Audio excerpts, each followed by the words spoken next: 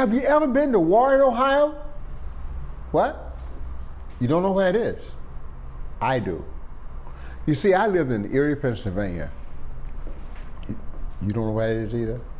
Well, it's halfway between Cleveland and Buffalo, right on the lake. And if you go just a few miles, maybe 30, 40 miles west, about halfway to Cleveland maybe, off the beaten path, you run into a little town called Warren, Ohio. It was a jumping little town, great little blues bands, nice little clubs there. And in 1978, little baby named Sean Jones hit the planet. And man, he started looking around for something to do. And he played with this little instrument and that little instrument, and this little instrument and that little instrument. And his grandmother kind of figured out that he was just kind of fumbling around, trying to figure out what he wanted to do. So she dropped a little knowledge on him. She said, boy, you know your grandfather, he played the trumpet in the war. Ooh, that got him excited. It'd be like his grandpa. So he dropped all that other stuff and switched to the trumpet and did quite well. And he kept going on, you know, like most kids do, practicing, doing his thing, started playing little bitty gigs here and there. Got to high school, and his high school band director go, oh boy, you got some potential. Can you play some jazz? Jazz? Mm-hmm. Come here, let me turn you into something, son. He gave little Sean 2 recordings by Miles Davis. One was Kinda Blue. Every young jazz musician should have to deal with Kinda Blue. And the other was Tutu. He gave him bookends. The acoustic thing, Miles' best work from the 50s, late 50s, and then Tutu, the great work he did with Marcus Miller and that political thing about the whole South African situation. And that was it. Sean Jones did not need any more motivation. He was hooked.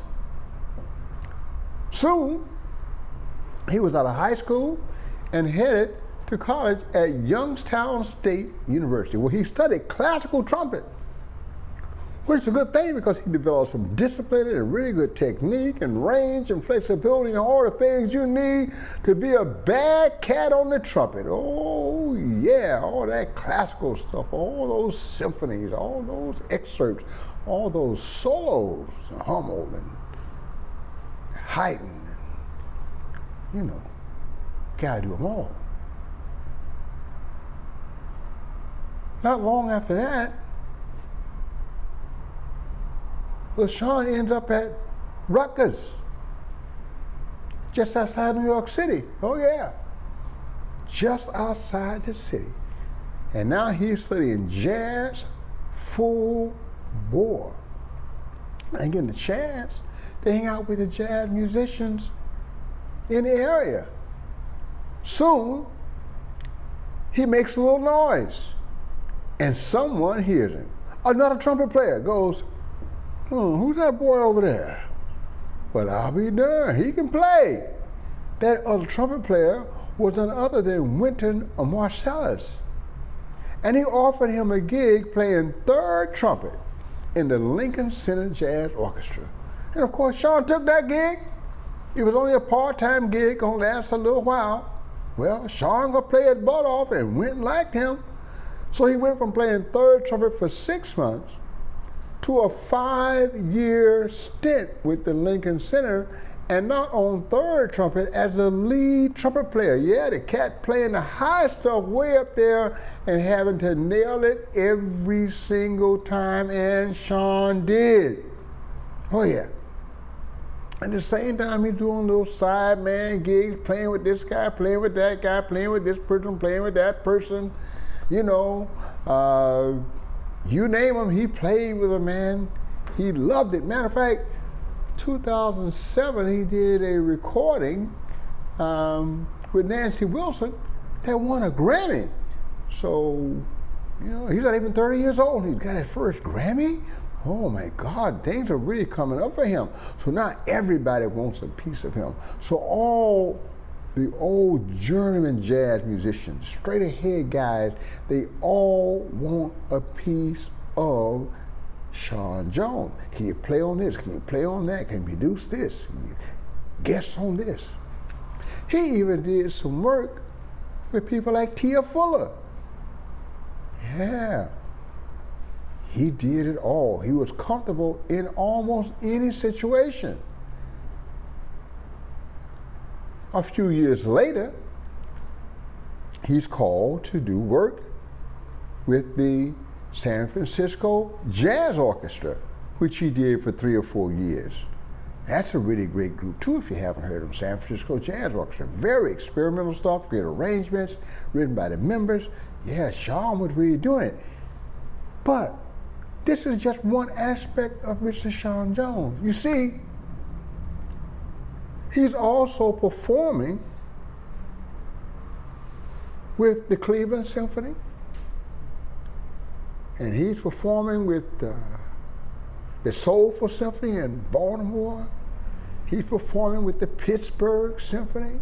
He's performing with the Youngstown Symphony. He's doing symphonic work as well, because remember, his undergraduate work was all classical. So he's doing the classical as he's doing this jazz, kind of like, that's right, Wynton Marsalis did that same kind of thing.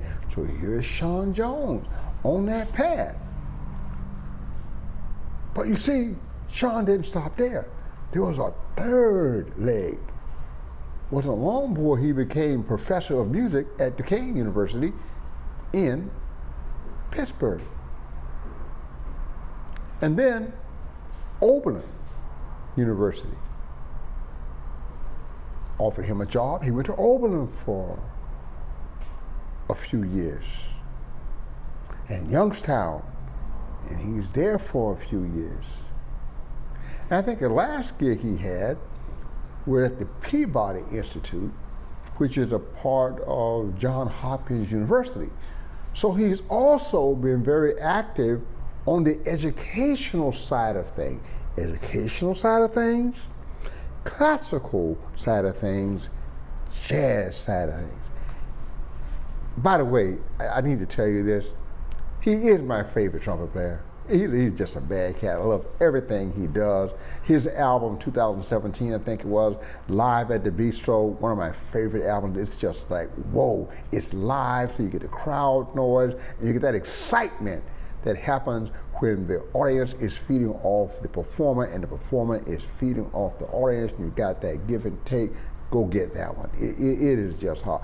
Sean Jones has recorded over 32 albums, and 8 under his own name as leader. And he's a very young man who's just getting started. Just born in 1978. So you keep an eye on Sean Jones, because he's one of those rising stars that's got all the tools he needs in his toolbox, and he's already a triple threat. He can play jazz with the best of them. He can play classical and do it exactly like it's supposed to be done, and he is a humble enough person that he can actually go into the classroom and teach. And it's helping to move this music forward and into the minds and hearts and fingers of an even younger generation. So let me say it one more time. Sean Jones, right now, my favorite trumpet player. He's just a bad boy, that's all there is to it. Go out there and check yourself some Sean Jones. I guarantee you, you will be amazed and you will have a big smile on your face. Little boy from Warren, Ohio, who started playing the trumpet because his grandma told him, Your granddaddy played trumpet in the war, and he had to follow in the family tradition. Oh yeah, family tradition, baby. Thank you very much.